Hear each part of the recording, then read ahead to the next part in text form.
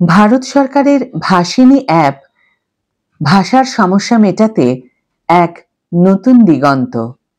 High everyone, welcome back to my channel অঞ্জনার ব্যঞ্জনা। বন্ধুরা, তোমাদের সকলকে আমার এই ছোট্ট ইউটিউব চ্যানেলে স্বাগত জানাই।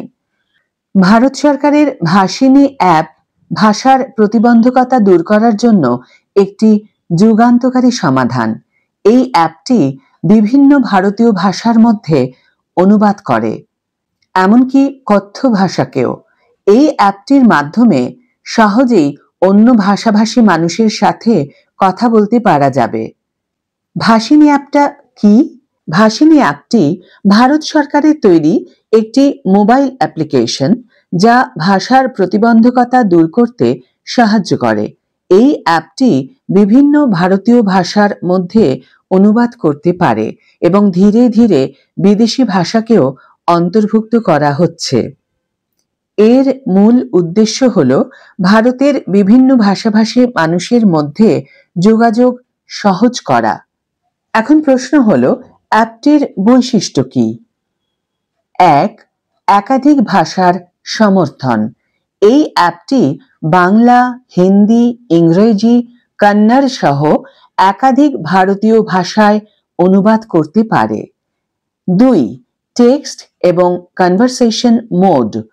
অ্যাপটিতে টেক্সট এবং কনভার্স দুটি বিকল্প রয়েছে। কনভার্স মোডের মাধ্যমে সহজেই অন্য কারো সাথে কথা বলতে পারা যাবে এবং এই অ্যাপটি একজনের কথা অনুবাদ করে দেবে। তিন, বাস্তব জীবনের উদাহরণ।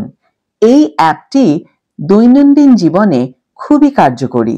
যেমন, যদি অন্য কোনো রাজ্যে আমরা যাই এবং সেখানকার ভাষা আমরা না জানি, তবে এই অ্যাপের মাধ্যমে আমরা সহজেই অটো চালকের সাথে কথা বলতে পারবো বা বাজারের সবজির দাম জানতে পারবো।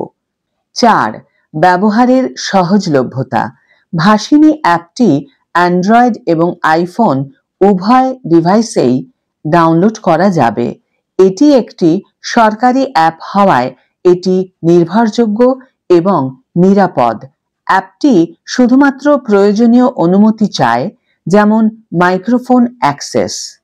এখন এর কার্যকারিতা এবং সীমাবদ্ধতা সম্বন্ধে একটু কথা বলা যাক।